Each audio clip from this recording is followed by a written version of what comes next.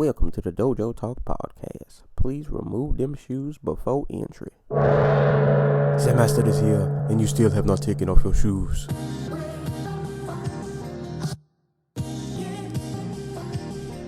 Yeah.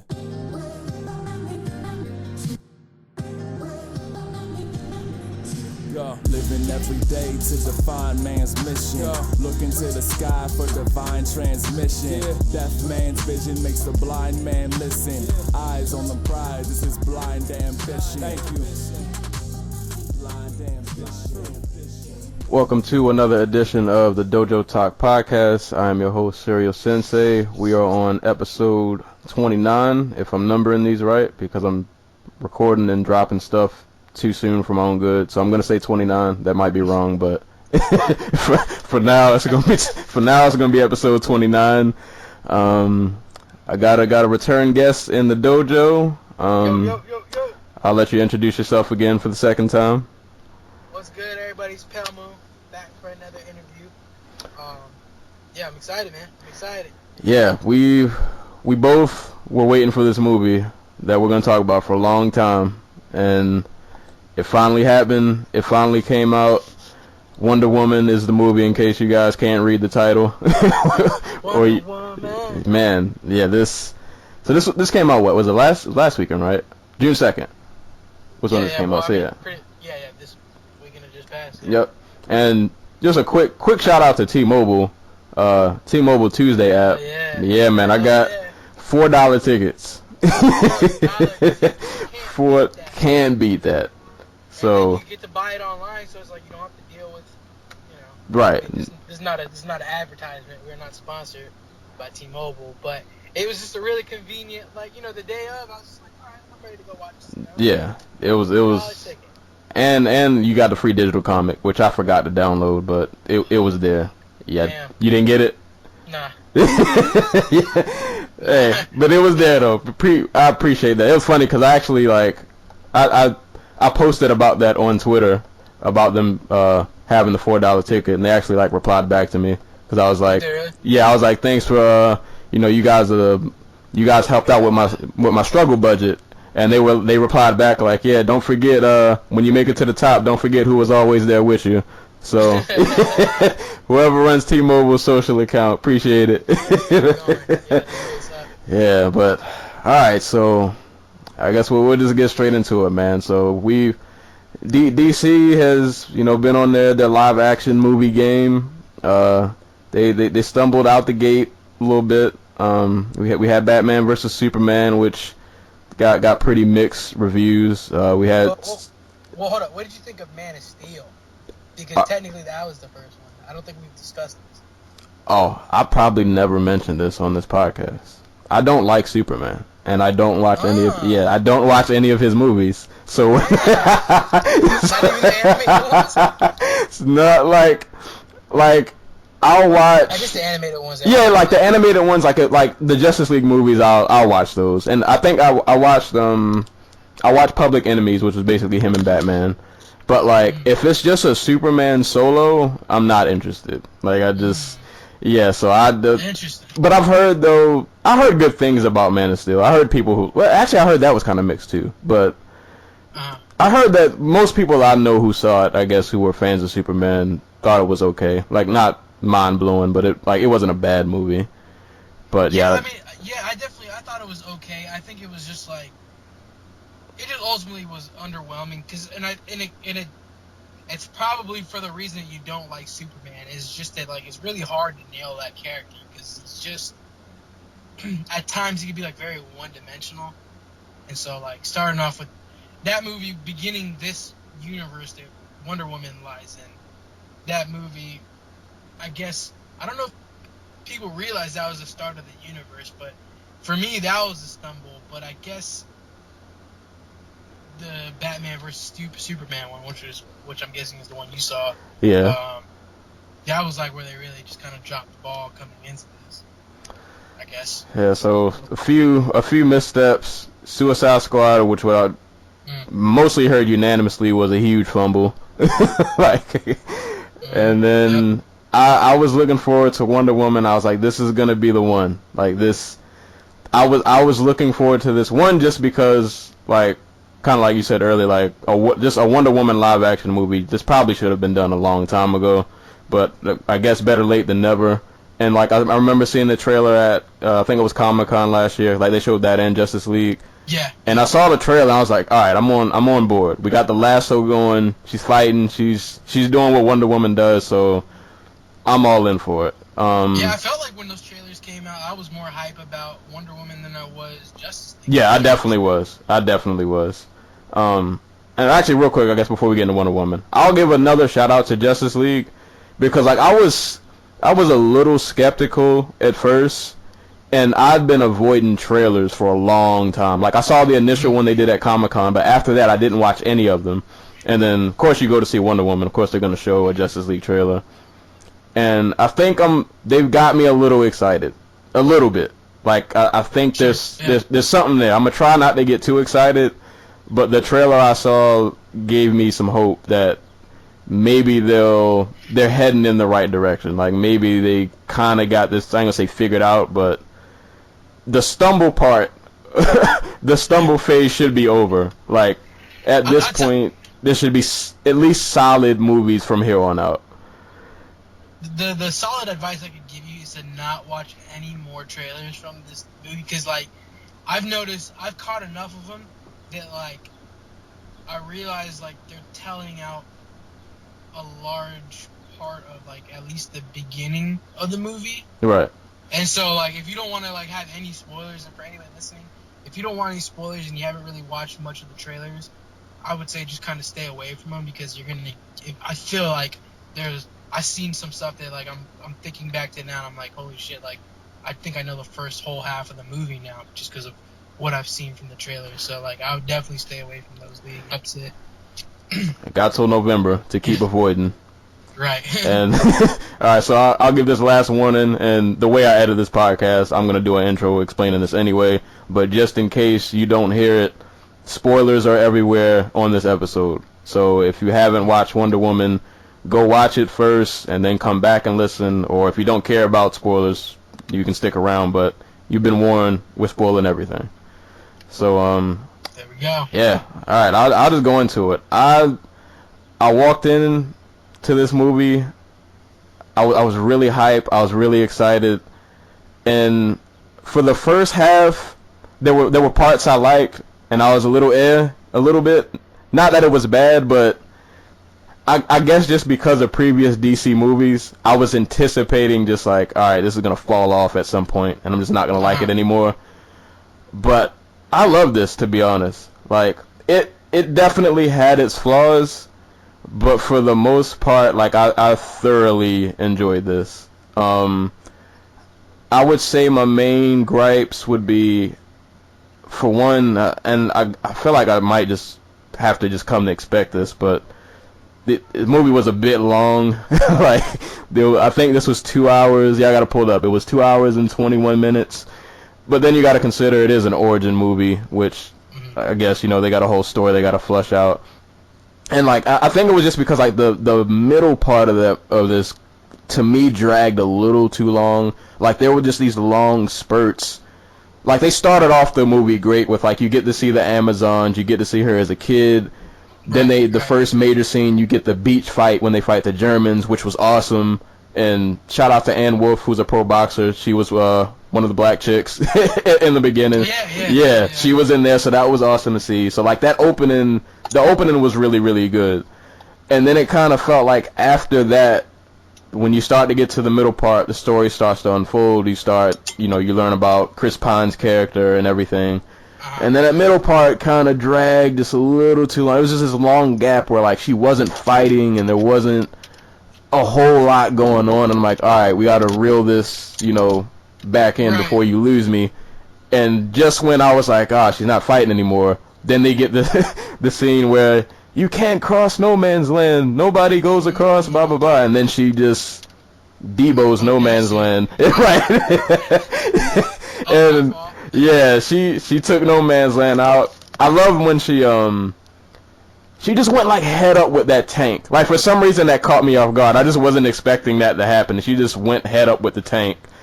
Yeah. And then like I think someone else had pointed out in another review I'd watch when they sent her to take out the sniper, and she just jumps up and destroys the whole building. Like, The whole front of the building. yeah, like they didn't have to show that the sniper was dead. You knew that. She just fucking Hulk smashed that. Right. Building. Yeah, like you knew that it was over. So yeah, like that part, that kind of reeled me back in. I liked also. I hate to compare it to Marvel, but it's inevitable to happen anyway. The only thing about like Marvel movies that sometimes I feel doesn't go over well is like I think sometimes they lean a little too bit on comedy or too much on comedy, and like sometimes it comes out kind of forced. Like kind of I guess Guardians for example, like the second one, I liked it, but some of the jokes were kind of like hit or miss. Like I think they played that too much, and I felt like in Wonder Woman they used it just enough. Like it wasn't overdone. Her and Chris Pine's character had their nice little banner on the boat when he was trying to explain about, oh, and you know, in my culture we don't sleep with someone unless we're like, you know, like together. Like they had a nice back and forth, but like I felt like they didn't like overdo the comedy aspect. And yeah. I mean, I thought it was pretty spot on in terms of like just that balance between the humor and seriousness, but also not taking itself too seriously as well. Yeah, they walked the line pretty good. And when the movie started to drag on towards like the back half, when you know she's trying to find Ares, quote unquote, and it was kind of interesting. I don't know how I feel about some of the villains. Like, I guess for me, like I'm a villain person, and I always like my rule of thumb, which maybe isn't always correct, but I feel like your movie is as good as your villain. Like you have to have a really good conflict, or you know, they have to be up against something that's like insurmountable or something like that. It just makes things interesting. And the two villains, the one chick who had the facial issues, yeah, Dr. Poison, and then like that general guy whose name I can't remember. Yeah. Like they to me weren't all that interesting. I mean, Dr. Poison, I get it, she's like the evil sidekick, and then the general guy is just this ice cold, you know, everybody else is trying to end the war and he's like, nah, we're still going. And he gets his little magical I call it magical cocaine dust. That little like magical powder he sniffs, and then he becomes like a Super Saiyan for like a minute and a half before it wears off. And I guess it kind of bugged me a little bit, like when Wonder Woman fought him. And I get it, he takes this powder or whatever, and he gets, you know, his little extra boost. But I'm like, this is Wonder Woman. You should be washing this dude. Like, I get it. He's a general. He's probably got some combat experience. This dude's like 65 years old. Like, well, and the thing is, yo, like, all right. So I guess like I'm gonna kind of jump in here just a little bit, just a bitch a little bit. Is that like Ares is the god of war? Right. Like any conflict going on, like he should be at the top tier of creating that conflict or whatever. And Wonder Woman dukes it out with him, but then she also dukes it out with this guy, and like he's nobody, but it's still a little bit of a challenge for her. And like that was a little bit of the issue I had with this movie, was just like, you know, like what is the power scale here? You know what I mean? Right. Like, who is the most, like, is Ares even though he's like a Greek god and like he, you know, I guess has the power to create human beings, like where is his scaling in terms of like just potential and power, and like was he actually supposed to be considered a powerful being within like the DC universe or within this entertainment universe? Like that threw me a little bit off guard, and it gets back to the point of like what you're talking about, like the general doing the coke lines or whatever to get stronger. It's just like, shouldn't she be like smoking this motherfucker? Right. Like this shouldn't be close. You know what it reminded me of? I had this same issue, I guess to go on a side tangent, with Star Wars The Force Awakens. Like the scene where what's the villain's name? Kylo Ren. Oh, yeah. when he fought Finn's character. And don't get me wrong, Finn's awesome, but I'm like, this fight shouldn't be close. Like, you're Right, Kylo because Ren. You should be he's been washing it. training- Right. Training under Luke Skywalker for X amount of years, and like. Yeah, like, you should be washing this dude. And yeah, it was kind of the same issue with this. And yeah, it just, yeah, that was one of those moments where it's like, yeah, I get why the general was there, but he probably shouldn't have been the focal point. Like, I don't know, they I feel like maybe they should have toned him down a little bit and brought Ares more to the forefront. Right. Let me well, you're getting kind of towards the end, so before like you give your rating or like whatever you thought of it, like, let me jump in and just kind of talk about like some of the things I liked about it, because I'm probably more considered like a hater on this one. So let me just talk about the positive things about it so that people can get off my back. Because I mean, like, for instance, I like the fact that like this movie happened on multiple fronts. Like you said, like it's just about time we had a Wonder Woman movie. Like I feel like even though right now we're kind of seeing like this wave of like new feminism happening, I still feel like Wonder Woman's been a popular enough character that like they could have done this a while ago, Right. even before like the movement, you know, it came to heed. Like, you know, they had Xena Warrior, Princess Warrior out, and like I thought that show was popular. You know what I mean? I thought Buffy the Vampire Slayer was popular. So I'm surprised it's not happening, but I'm glad it is happening. I'm glad that like little girls are gonna be able to watch this movie, and even little boys, and they're gonna be able to like, you know, take away only positive things about this type of superhero or whatever. So like I was dope about that. I was happy about that. I liked the banter between her and Steve Trevor. I thought like in terms of like believing that relationship happening, like it was pretty believable. I also thought Gal Gadot was like actually a pretty good Wonder Woman, all things considered. Like she didn't really have like a whole lot to do in terms of like acting, but like she still she was able to convey the more like naive kind of like moments of her character, like not understanding sex or not understanding that like war isn't just a product of the gods, it's things that Right. people do sometimes. You know what I mean? Like she was able to convey like these different emotions and stuff like that. So I thought that was pretty good. And I also I'm just happy it didn't suck, man. It didn't suck in my mind. I didn't like cinematic greatness and like the art behind the cinema. I didn't think it was very good, but in terms of like just being a solid movie that you can sit back and watch and like, you know, I don't know, eat some popcorn with or whatever, like I thought it was a pretty good movie. To me, that was a big relief because DC's been eating shit since pretty much since you could argue since the Dark Knight. Night trilogy, yeah. Because well, you can argue that the third one wasn't that great. And then so you start off from there, and then you go into Man of Steel, which was ultimately just forgettable. Whether you liked it or not, it just was ultimately received as forgettable.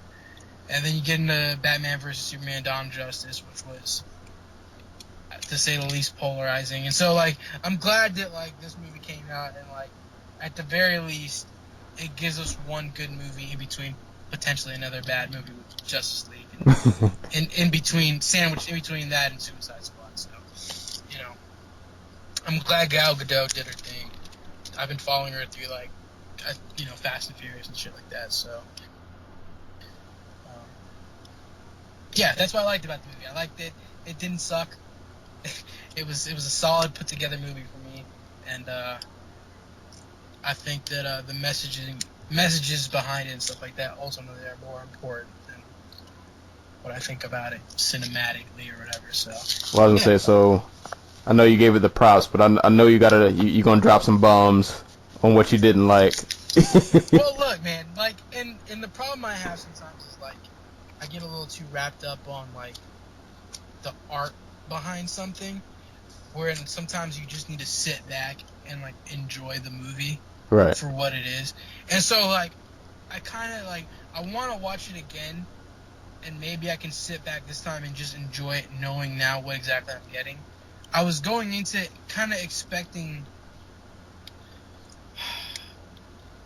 a more like I don't want to say like a more thoughtful kind of like artistic approach to it, because the chick Patty Jenkins who directed it, she also did the movie Monster, which had Christina Ricci, and I can't remember the lead actress in it, but like the lead actress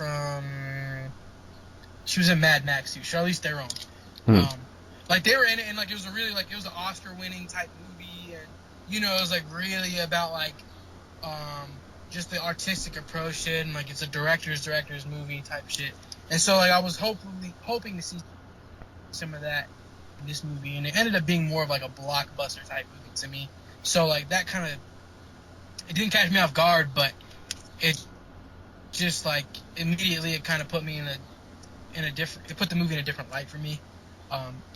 And so then like I started thinking about it, and just like in terms of like where superhero movies are today, and what the really good ones are doing, and what the difference is between that. And so like superhero movies, I'm kind of gravitating more towards are movies like Logan and Deadpool, where Right. like we've already established that superheroes exist and they can do great things, but what else is there to like the idea of being a superhero? You know what I mean? So like in Deadpool's case, it was just kind of like lampooning it and making fun of it, but it was done well, or at least I thought it was done well. And then you look at Logan, and I like Logan because like it was like, what else is there to superheroes? It's like, oh well, they're also actually, you know, suffering from post-traumatic stress. Right. And you know, Xavier is like having these headaches that are killing innocent people. You know what I mean? Like, Right. I thought like that's an interesting take for me, and that makes me, I feel like at this point in superhero movies, we got to start getting to those types of takes on it, because we've gotten past what I thought Wonder Woman was, which is like it's just a standard superhero movie. You know what I mean? There's no real drama to it. You know, like even through the whole Ares arc of the movie, like I feel like we always knew she was gonna win, right? Like, Right. Yeah. you know what I mean? Like the only thing that it ended up being like that you're really anticipating is the little twist at it, and ultimately, like, which gets to your point that you wish there was more focus on Ares. I felt like the twist was distracting from the story, because it's just like, all right, like, so we think it's a general, but why aren't they saying it's a general? You know what I mean? And then you start, Right. and then it's like, oh, it's just the fucking, it's the minister or whatever the fuck his role was in the Yeah, like I feel like they didn't. I mean, and I guess I get why they did it, because you want to disguise the twist, but like I felt like this Ares wasn't built up enough. Like, yeah, and that gets back to the point of like, where does shit land in terms of like scale for the villains in this movie? Like, you got the Greek god of war. Like, what the like? I'm expecting an epic Greek battle, and like the battle, like the fight scenes weren't bad, but like all things considered, like I don't even know where the fuck the final fight scene took place. Was it like at an airport hangar? yeah, they were like outside of the airport hangar, Yeah, like so, on the runway. So the literal Greek god of war dies in some kind of nondescript way that, you know what I mean, that like will ultimately have no effect on anything. But then it makes me wonder that like, so how does that affect Wonder Woman when she realizes that like she first off, her purpose was complete. She killed Ares. Secondly, Ares was in her world considered to be the topmost like big problem, right?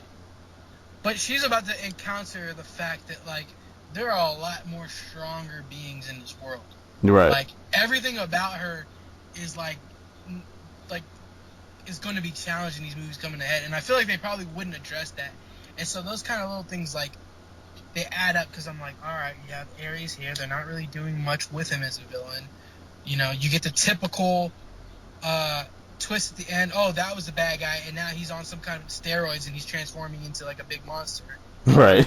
You know what I mean? Like in every superhero movie in the traditional sense, like at the very end of it, you know, the bad guy turns into a monster because he doesn't normally have the physicality and stuff. You know, and like so those like in terms of looking at the movie through like a cinematic lens and looking at it and judging it the way I would judge an Oscar movie is just like, it's not really there.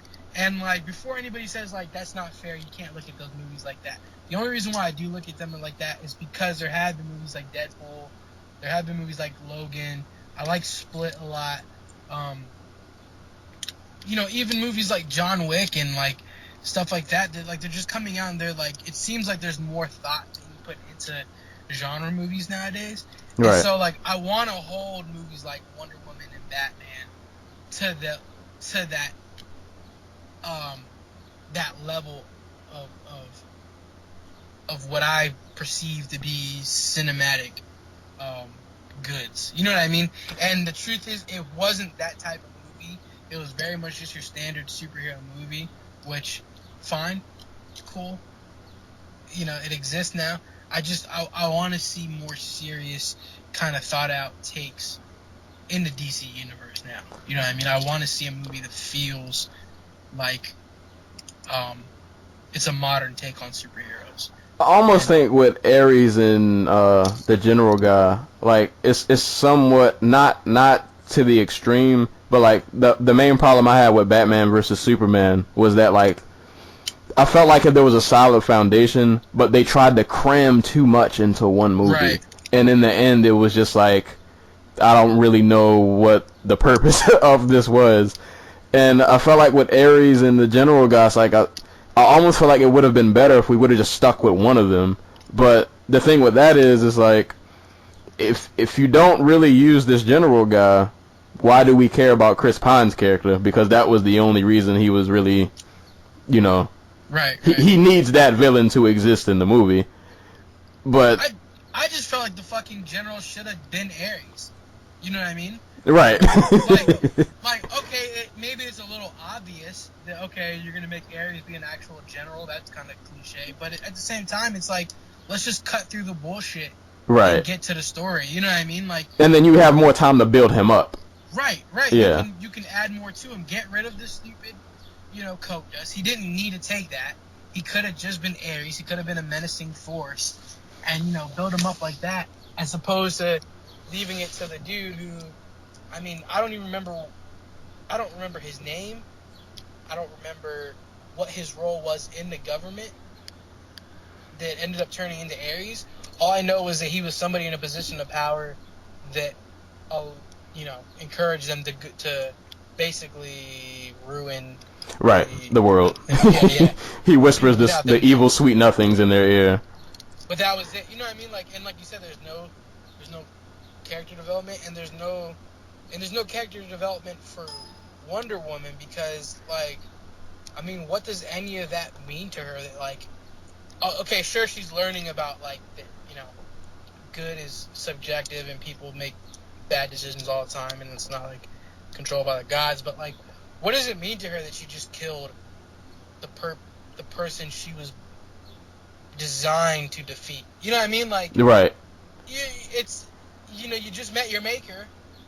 You killed him. Like, what's left? Like, you've been exiled from your home. Like, you're not allowed to come back to the mascara or whatever the fuck it's called. You know what I mean? Like, what does any of that mean in this movie?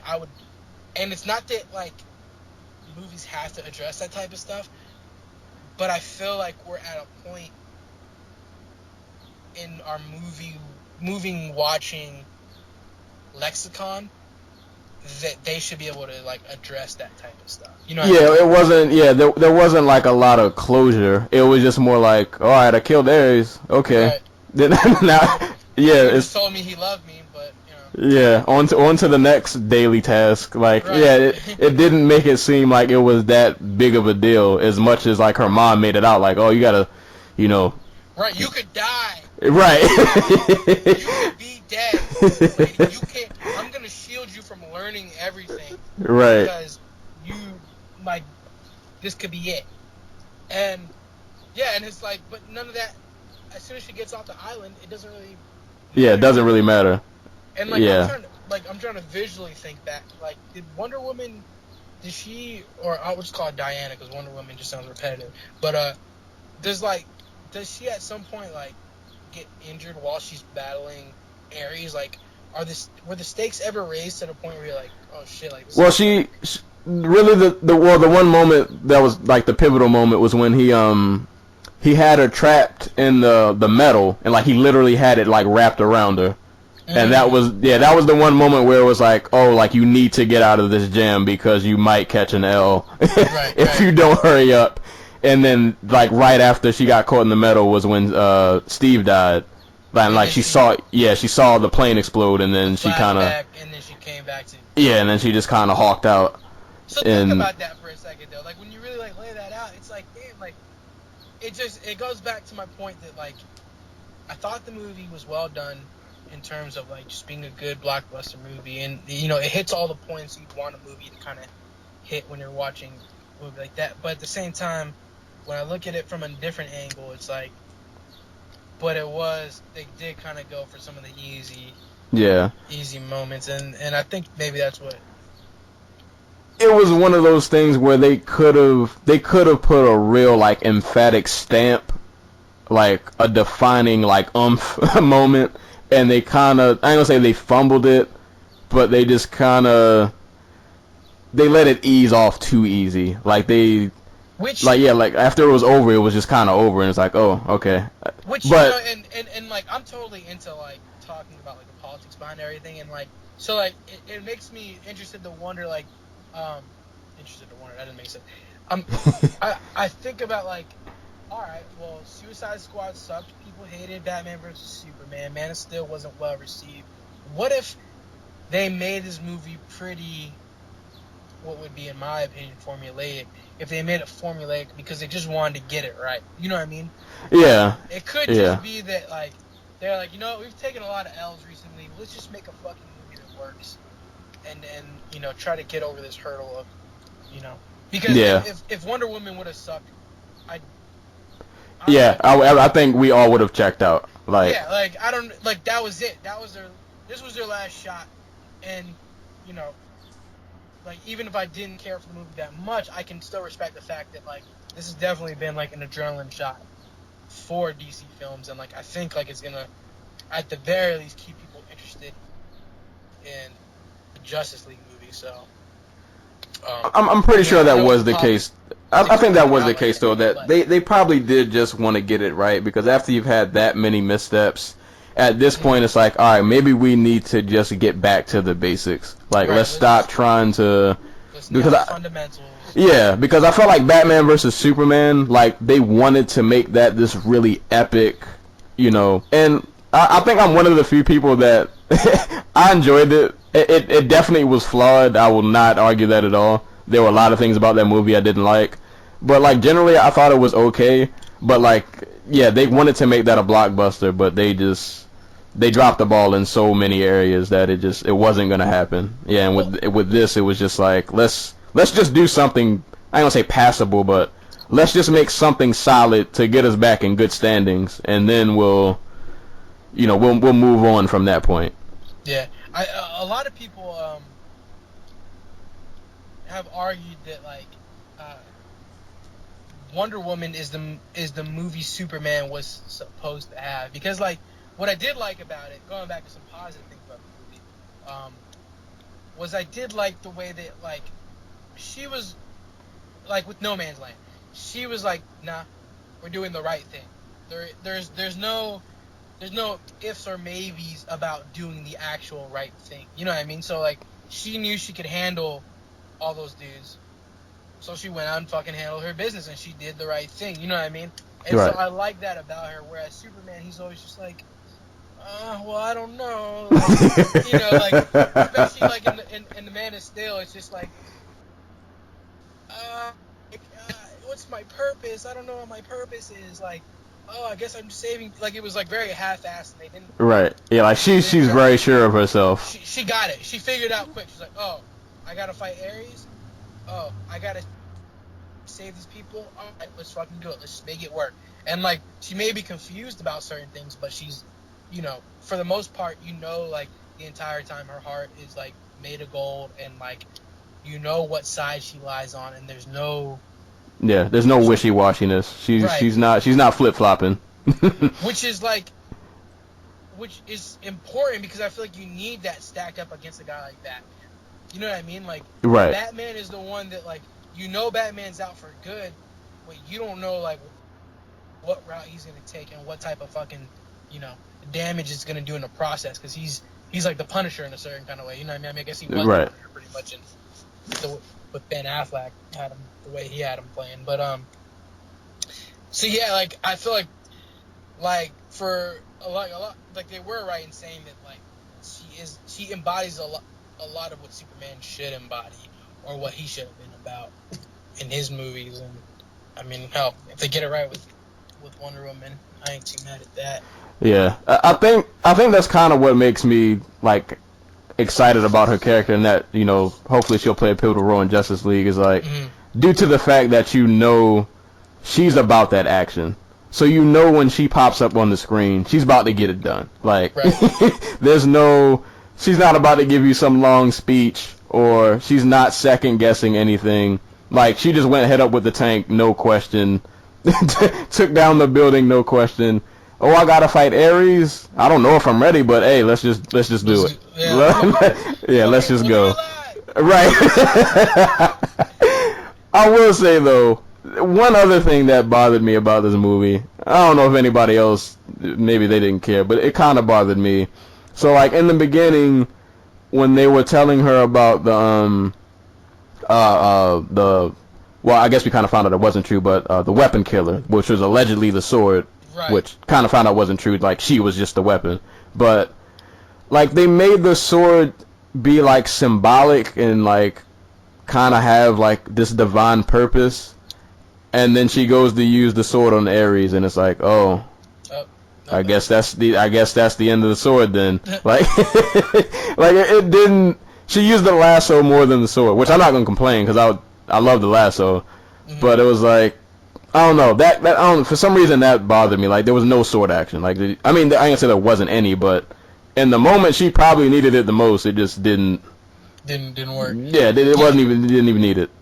Yeah, I mean, like, I thought it was interesting that, like,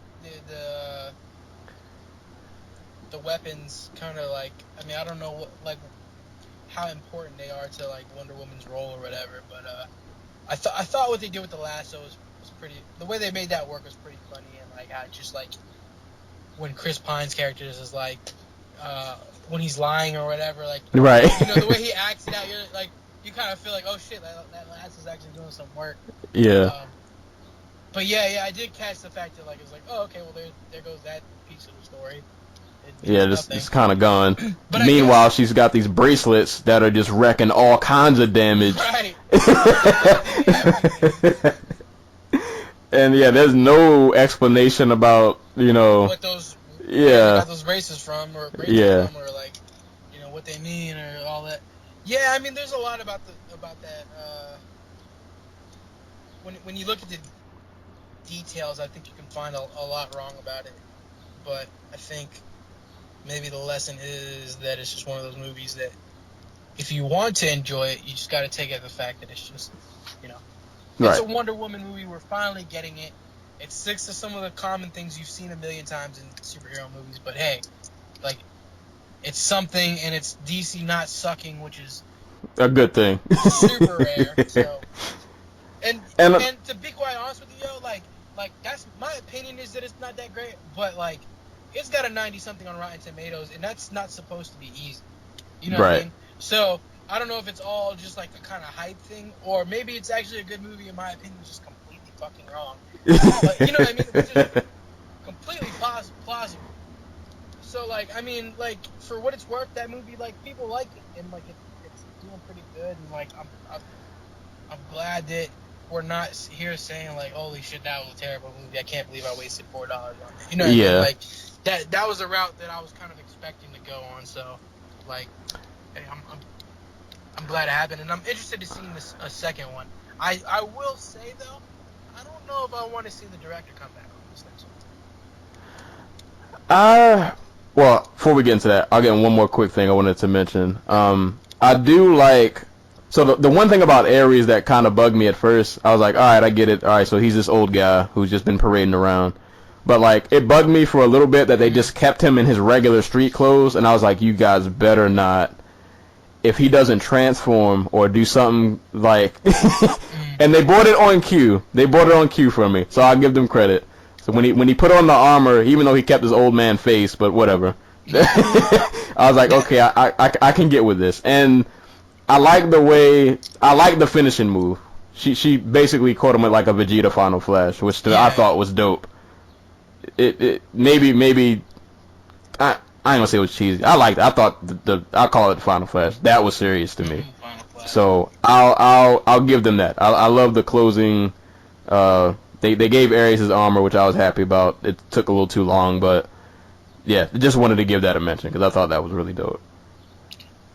So what do you think about moving forward into let's not talk about a Justice League movie, but Wonder Woman 2, like, what are you trying to see, like, in a movie from that, director-wise, story-wise, blah, blah, blah?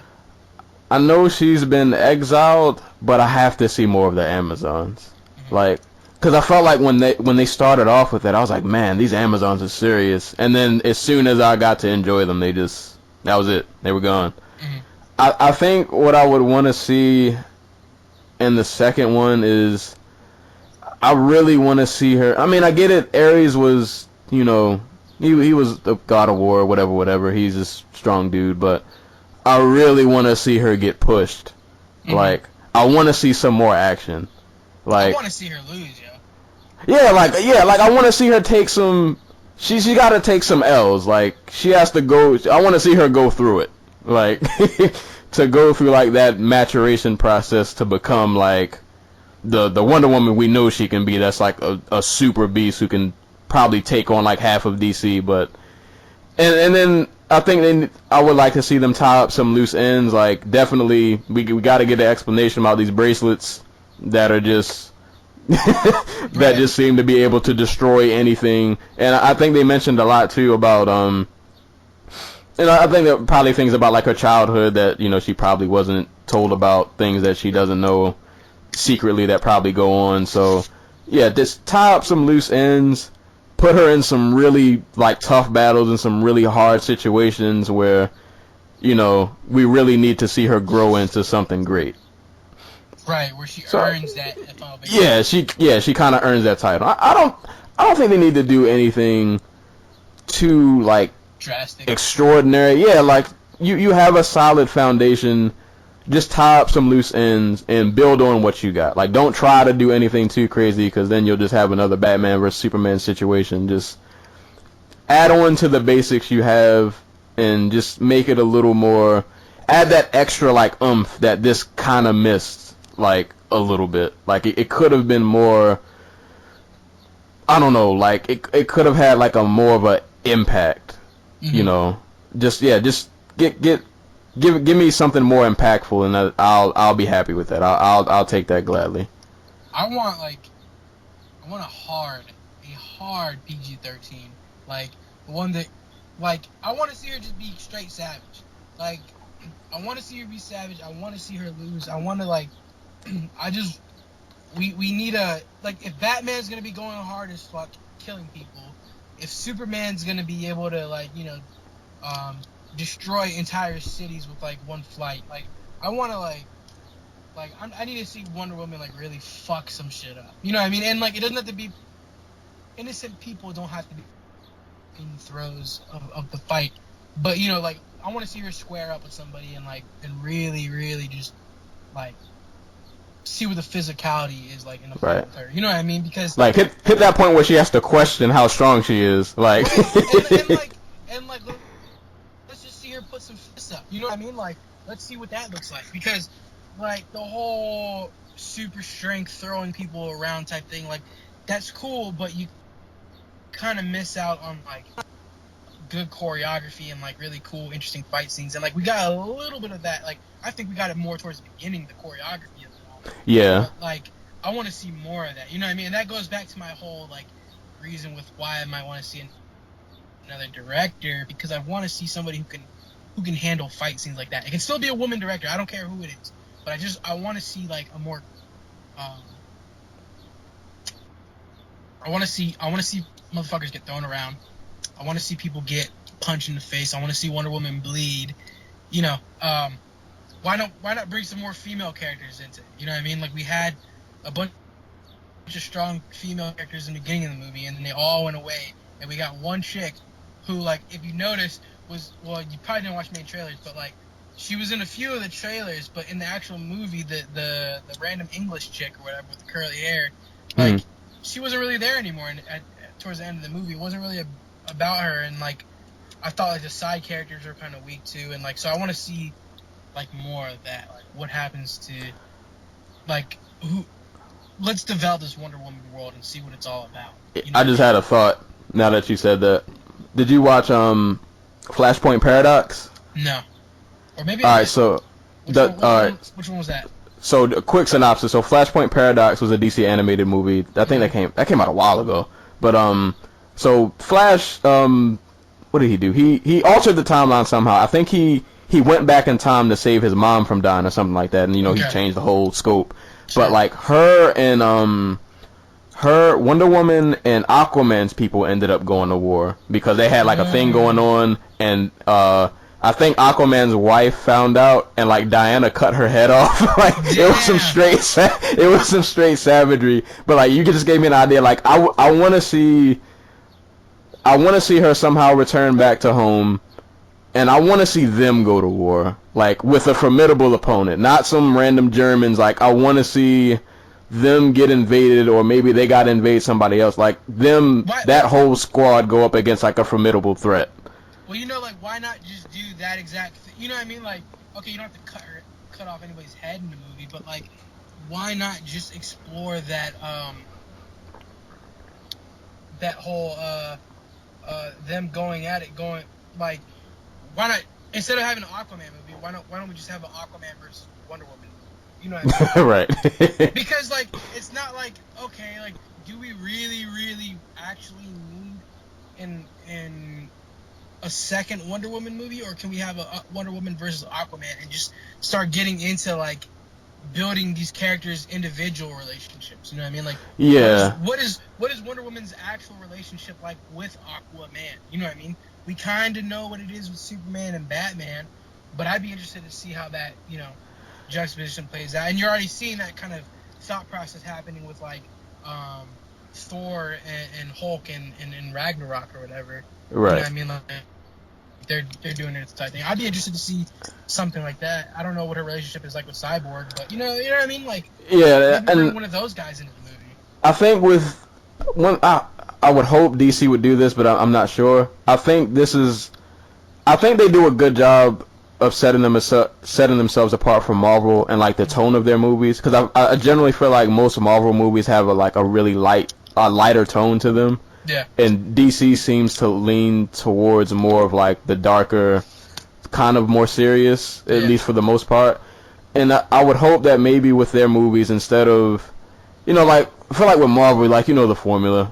Iron Man 1, Iron Man 2, and then we'll do a movie with everybody in it. Then we'll do Iron Man 3. Like, they have a chance I don't know, I think their film schedule is kind of set in stone, so I don't know how much they can change right now, but like I feel like they can set themselves apart, like if they do more like crossover, you know, like make it more interesting as to where like don't just do the same, all right, Wonder Woman 2, and then we'll move on to the next superhero. He gets his part 1, part 2.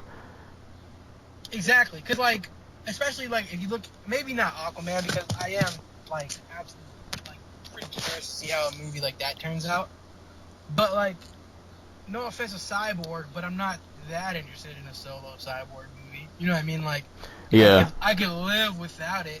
So, but it would be kind of cool to see a Cyborg Wonder Woman movie. I don't know what the fuck that would look like, but you know, if you said that was gonna be the movie, I would check it out and see what their dynamic is like, and like, you know what I mean?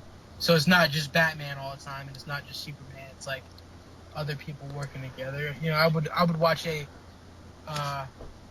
Flash Cyborg movie, you know what I mean, or like you said, in a Wonder Woman versus Aquaman, because that'd be dope, because you would get two really dope landscapes. You would get the Mascara, which is Wonder Woman's homeland, and you'd get all the beasts and animals and Amazonian women that may reside on that island, and you'd get that kind of scenery. And then you'd also get Atlantis, and you get to see what's going on down there. You know what I mean? It would be dope as fuck to watch those two worlds go at war with each other. I think that'd be like, and that'd be great for the movies. That's the thing you'd want to pay. You'd pay a ticket price for because it'd be spectacle and stuff like that. And, I would hope they would. I mean, like you said, the schedules might be set in stone, but I don't know how much they could change in the story or not. But I would like to see like a dynamic like that. I think that'd be interesting. Even because did you watch Logan? Yes, I did. Oh yeah. Logan was a lot like that. About it because it's just like it's not the X-Men. It's just like, all right, Wolverine and Charles Xavier go on a fucking on a road trip. That's all the movie was. You know what I mean? It's a road trip movie, but they play on those dynamics. Like I love like listening to Charles like cuss at him and be like "fuck you" and "shut the fuck up." You know what I mean? The quesalupas. It was great, and like just seeing them have like very human moments together. You know what I mean? Like you forget the fact that like Charles Xavier was at one point the most powerful man in the world. You know what I mean? And the most well-mannered man. right. And like, you know what I mean? So you get to have like those like really human moments with them, and like DC would do itself a service by trying to find those moments fast. But I do hear the argument that they're more godlike than human-like, whereas Marvel characters always tend to be more human-like than, and that's probably a pretty fair compare. I mean, outside of Thor and like the whole Avengers world, like most of them have like a human. There's more of a human side to them. They just happen to have some. Whereas Wonder Woman is like a goddess up front. Superman is pretty much a god off the top, at least being born on Earth or growing up in Earth he was. You know what I mean? So it's like these guys like they don't really have much competition. Obviously, the Flash will probably take a different route and be less about gods. But even still, like I just like I definitely want to see more of like how these characters be human, and I don't know how you get that out of Wonder Woman and Superman. I know how you get it out of Batman because we've seen it. I have a good idea of where you get it out of a Flash movie or a Cyborg movie, or maybe even an Aquaman movie. But Wonder Woman, I don't know too much about, and I don't know what her story is besides just kicking ass all the time. Well, we'll see. You know what I mean? Like, right. They've got a lot of options, a lot of directions we can go into, and just hope that they don't fumble the ball somehow. I will say this though, I hope to fucking God that when Wonder Woman 2 comes out, that the villain doesn't just end up being somebody from her land that like was under the wraps the whole time or some shit like that. You know what I mean? Like I hope it wasn't like, oh, you're my sister from Tuesday. I'm back with that guy. You know what I mean? Like Like, I hope that's not it. I hope that ends up being the villain or the story arc that like they just address it from the jump, and we get into the fact that we're going back to Wonder Woman's homeland to fight. Right. You know what I mean? I hope they don't bullshit around that one. But yeah, man. That's I guess it's. We'll see. We'll see. All we can do is wait. I guess before we wrap up Wonder Woman and then get off into the other show, we'll talk about just real quick. After seeing Wonder Woman, how do you feel about Justice League now? Justice League, I'm actually still pretty uncertain about. I'm always gonna give DC Comics a chance just because I'm a Batman nerd. I grew up on the animated series, so I'm always gonna give DC a chance. And I like the animated movies a lot. I think there's a lot of good source material there for them to pick from. So I'm looking forward to just seeing a Justice League movie happen, period. But in terms of like, if I think like Wonder Woman signals a changing in in the tide for them. I don't know, because this movie was already happening. You know what I mean? Like, it was already under production and stuff like that. So it's not like they had time to really go like, shit, let's stop everything. We nailed Wonder Woman. Let's talk about how we're gonna, like, let's now apply what we've learned to this. Like, this movie was already happening. But they are going through, like, really extensive reshoots that are supposed to last all the way through the summer for the Justice League movie, which used to mean a bad thing in Hollywood terms, but now it kind of, like, it's just a standard to do reshoots. But the fact that it's lasting as long as it is means that they're probably fixing a lot of problems that they've already identified, and they've set aside a budget to fix those things. So I'm kind of optimistic in the sense that, like, it looks like maybe things might be good because they're, you know, they have enough lead time to kind of, like, fix the problems you've had. But I don't know. We'll see. I know a lot of the beginning story. I pretty much know how the band gets together. So just from watching the trailers.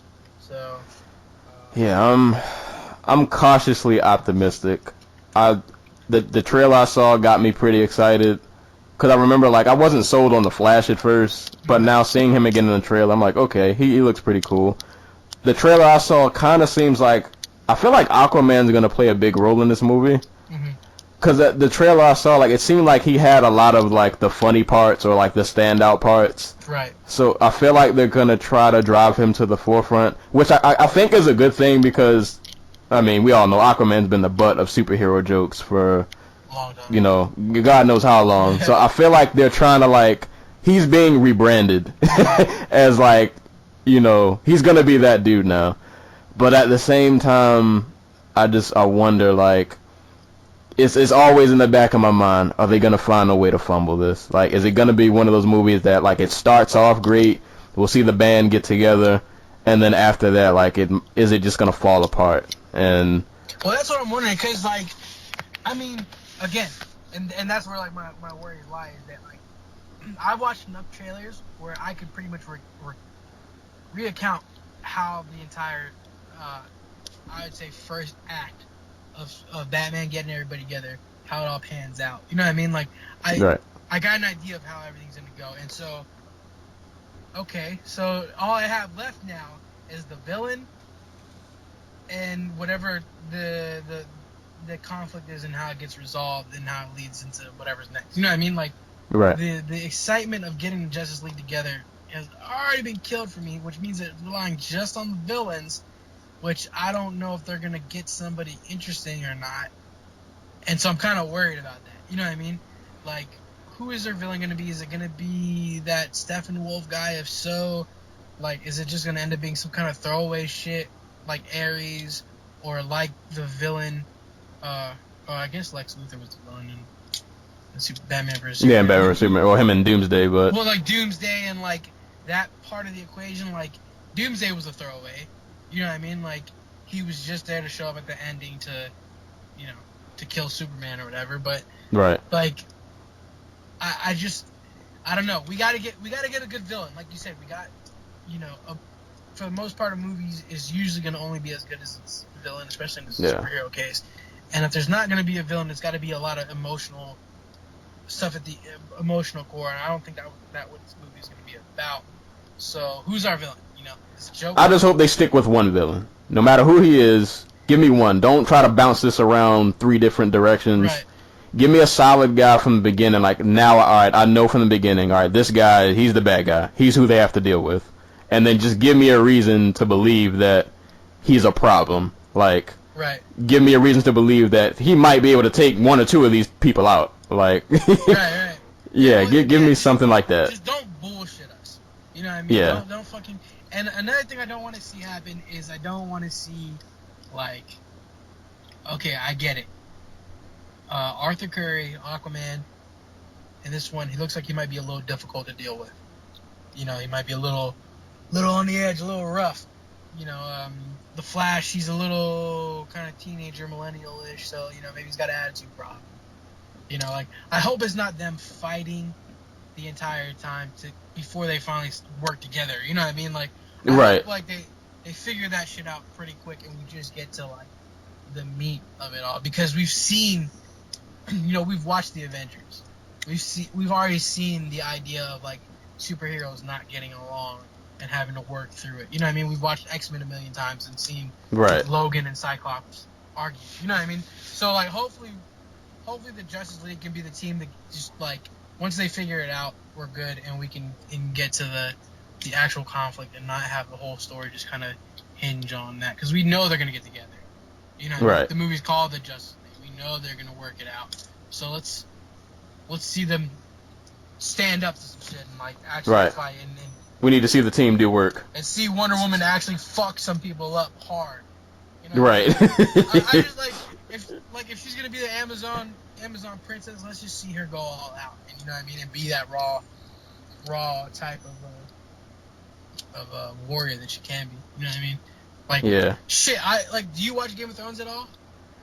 I admittedly do not. I think I saw like a little bit of the first episode, and then ended up. They recently had like a battle scene. I won't spoil it for you or anything like that, but like their fucking battle scenes, like I want to see some Wonder Woman type shit like that. Like let's see her command an army. You know what I mean? And like just have some really raw, rough like battles and shit like that. You know, maybe she calls the entire Themyscira Amazonian Princess Guard to come out and help us save the world type shit. You know what I mean? And like she commands an army that fights all the demons and shit. Like I would love to see some stuff like that, because I think like she would do great with that, and I think like it'd just be amazing to see, 100 Wonder Womans, people with the personality of Wonder Woman that aren't afraid to throw the fists up going after some demons and shit like that. I think that'd be cool. We'll see. DC, don't mess us up. Don't fuck this up, man. You kind of got back on track here. Let's Yeah, you got the left foot planted. We gotta get the right foot planted now, and then we'll figure out how to walk and run later. Right. But let's make another solid movie. Yeah, let's make another something solid, and then we'll figure out the future from there. Which is promising, by the way, because Josh Whedon is helping direct it now. I don't know if you heard. Yeah. He's got his hands on it now, so I mean, maybe it's unfair to say that like what's good and what's bad is predicated on who directed what part of it. You know what I mean? Like it might be unfair to be like, oh, it's only good because Josh Whedon touched it. It's not Zack Snyder. But there are promising glimmers of hope for that movie. So I'm looking forward. Well, we'll see. So yeah, overall, I thought Wonder Woman was pretty dope. I'm looking forward to what DC does next. Cautiously optimistic, but whenever Justice League comes out in November, they'll take my money. I'll be there, probably day one, just like I was for this. Because I can't. And hopefully T-Mobile has a. Right, T-Mobile got to get them $4 back. Yeah, we got to bring that back. But moving on to the next topic. Guess we might not spend too long on this, but definitely gotta dive into it a little bit. I actually meant to talk about this a while ago, but I'm glad you reminded me because it kind of slipped my mind a little bit. But Samurai Jack, man, season 5. That was great. We lost a great cartoon, man. I was hurt. Like like for people who like, if you haven't watched Samurai Jack, like this is one of the most original just like pieces of work I've ever watched, man. Like there's no other show I can compare this to. Like there's nothing like this out there. It's just so like it's on point, and like specifically this season, like the guy really, Gary Tavarsky or however you say his name, like he really got a chance to like just flex his chops, and like that fight scene when they're like in the dark, and like it's only like fucking the swords like clanging, that's like bringing them into light. That shit is hard as fuck. And it's those little things that show does right, that like keep you watching. Just so much like little artistic moments that they just make look epic. It's just like no other show. We're not gonna see this again. This was one of those like meteor moments. Like if you didn't see it when it was in the sky the first time, it's gonna be a long time, if ever, before like you see something like this ever again. And like I was thinking about it, like I almost don't know, like even if you got like a really good director, if you could make this a live action and have it keep the integrity of the show.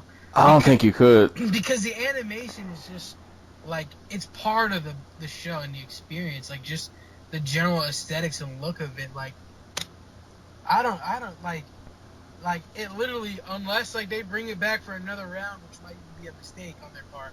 But, like, if this show is, like, if that was truly the last episode of Samurai Jack ever, like, it's truly just a nugget of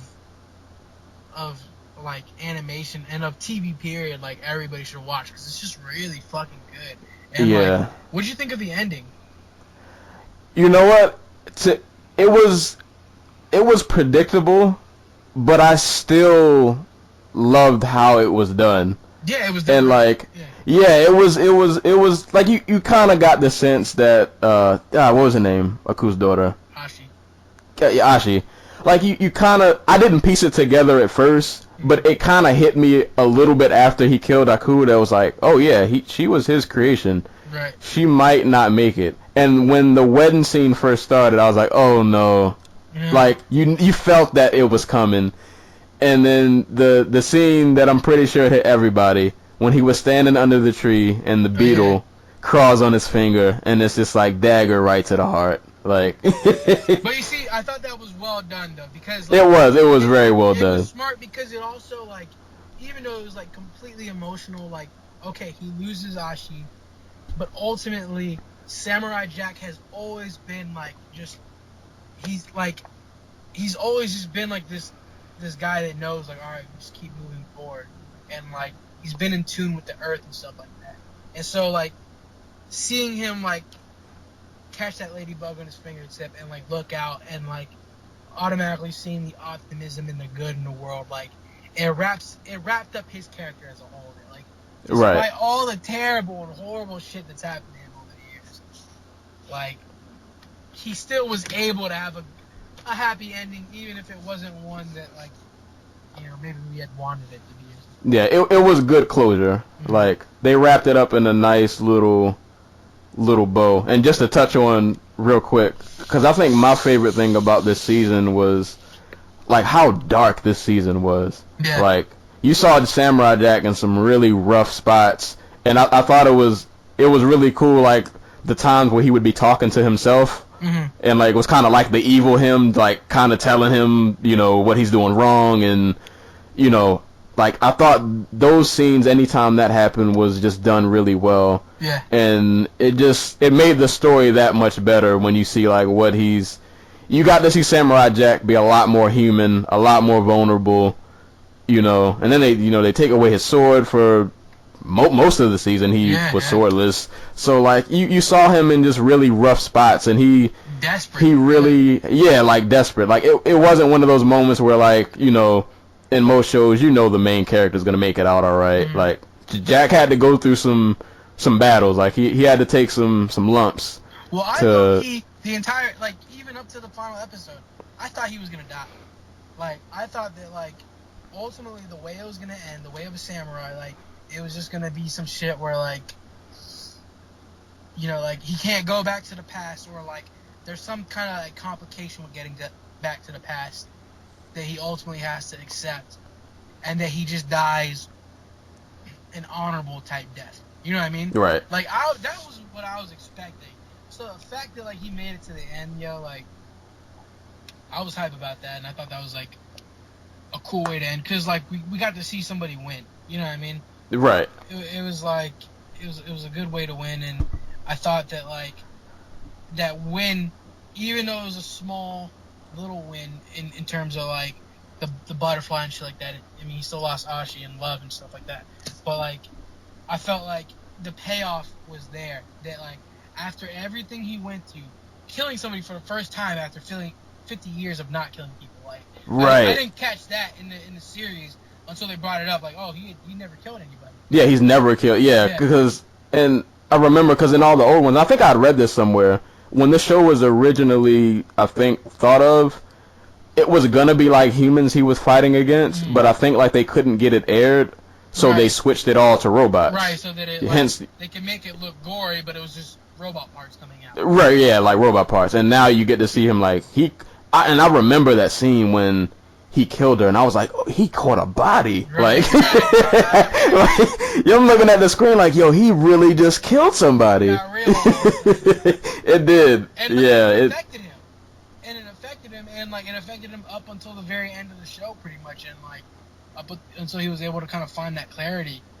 And I like that. I like that a lot because like it gave us something to look forward to other than him just getting back to the past. You know what I mean? Like when he gets back to the past, it happened so quickly that like it took me a second to be like, oh wait, he's here. It's over. Right. Everything he went through is now completely irrelevant because he's in the past now, and like the end is here. And like so like that was jarring to me, but then I was like, oh shit, but you know what? Like he actually had some weight and some problems he had to get through this season, and like that's what the show ultimately ended up being about, was just like Jack the person and not Jack this guy trying to get to the past. And Yeah. I love that, man. They did so many just little things right. Like I love the one scene where I think it was when Ashi was looking for Jack because he had disappeared for a little bit, and she walked into the club, and like they I think they like asked her who she was looking for, and she was like Samurai Jack, and everybody in the club threw up the S. Yeah. And then like they started like they did this little like song tribute to him. Like those little moments, and that's what makes me think like this show should never be tried as a live action, because I don't think those kind of moments will translate well to like a live action. Like it's not gonna capture it the same way. Mm-hmm. So it might end up looking a little like yeah, it would probably look really cheesy or just weird. So it's like just don't touch it. Let this sit alone as the great piece of work it is, and don't taint it any further. Let this sit by itself. Because if this got a live action and they screwed it up, I've seen that enough in the last couple years. Condense the entire story into like three movies, Yeah. and you'd miss out on so much. And like, I love like that scene where like they're trying to get out of like the monolithic like monster's body or whatever, and like just the scenery behind it, and like when they're like going up to like the blowhole, and like you gotta like jump on like all these like glowing creatures. Yeah, that was such like a dope like visual kind of like way to look at it and shit like that.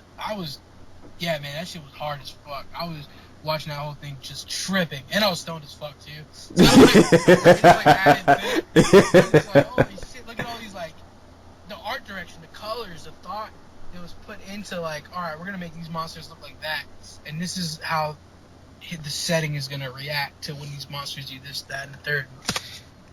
I was impressed. I saw somebody on YouTube. So actually, a guy I watch who like really into art. I think his name is Dom. His YouTube channel is called Dom Sketchcast, but like he's like a big fan too. Okay. And one thing he said that I thought summed this show up really, really well. He was in terms of like artistic.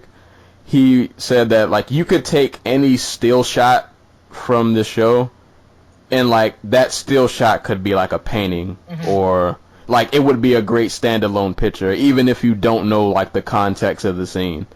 Like that's how just like interesting like the artwork is, and not even just this season. Like the entire show is like that. Like that's one of the things that it's known for.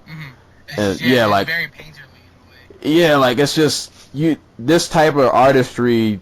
Like I don't know, like I've never seen anything like this before, and we're likely, sadly, probably not gonna see something like this again. But I think in the same vein, like that's what makes this show so special, is that this was a one of a kind, truly a one of a kind show.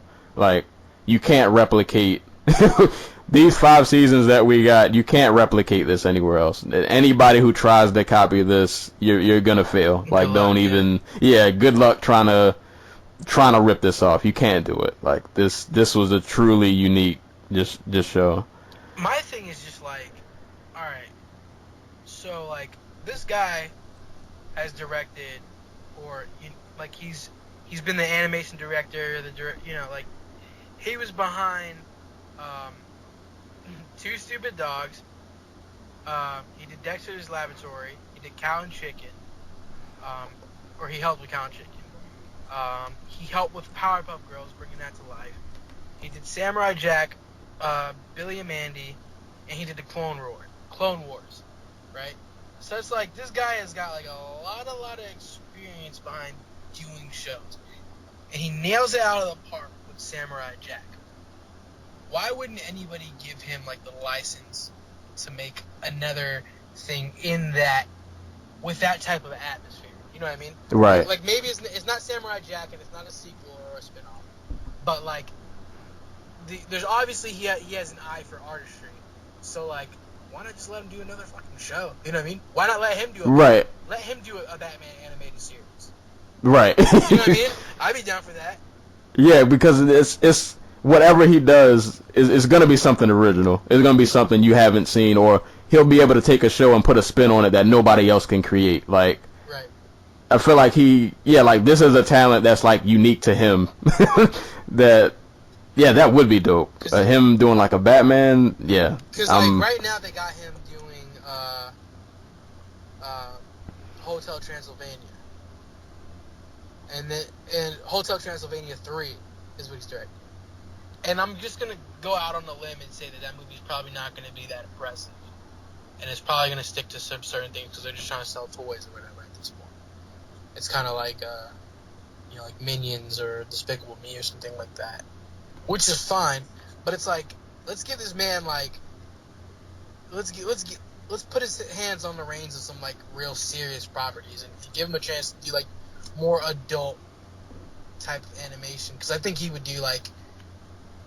I think he would be like a genius behind it, and I feel like with Samurai Jack, if anything, that was his master thesis on animation storytelling. Right. And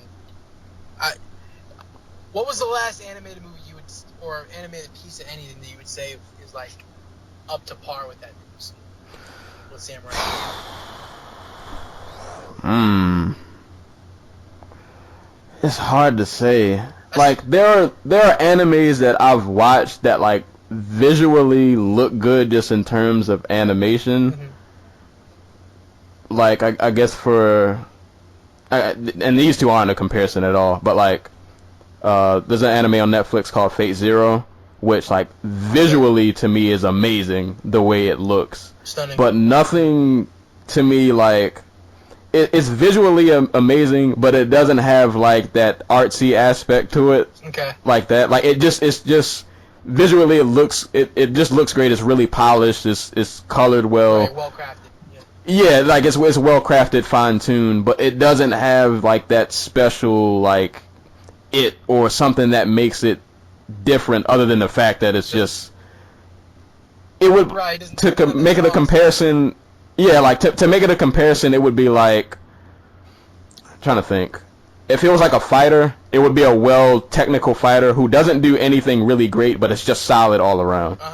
As to where like if Samurai Jack was a fighter, he would be something that's like, it's like some Anderson Silva stuff. Like, right. It's something that's not supposed to exist. Like it's not supposed to be this good, but somehow it pulls it off. Yeah, it's hard to.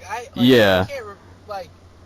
I can't recall the last like modern animated, piece of work that I've seen that like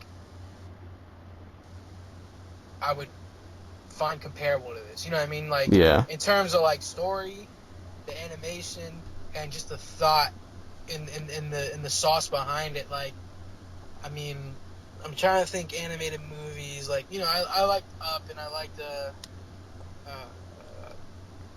some of the other Pixar movies and stuff like that, but like,